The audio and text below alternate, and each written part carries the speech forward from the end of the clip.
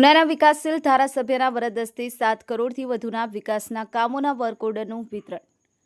ગીરગઢડા તાલુકામાં વિકાસની વણથંભી વણઝાર। ગીરગઢડા જલારામવાડી મુકામે ગીરગઢડા તાલુકાના ગામોમાં સરકારશ્રીની વિવિધ યોજનાઓમાંથી 15માં નાણાં પંચ યોજના 15%, વિવેકાધીન યોજના, એટીવીટી યોજના હેઠળ ₹7 કરોડથી વધુના ખર્ચે ગીરગઢડા તાલુકામાં મંજૂર થયેલા વિકાસના કામોના વર્ક ઓર્ડરોનું વિતરણ સમારોહ ઉના ગીરગઢડા તાલુકાના વિકાસશીલ ધારાસભ્ય કાળુભાઈ રાઠોડના વરદ હસ્તે એનાયત કરવામાં આવ્યા હતા।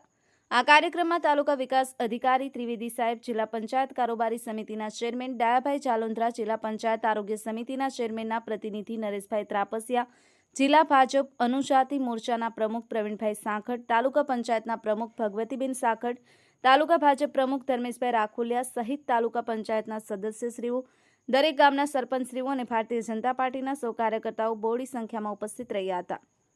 વોઇસ ઓફ ગીર ન્યૂઝ સાથે અશરફ મકરાણી, ગીરગઢડા।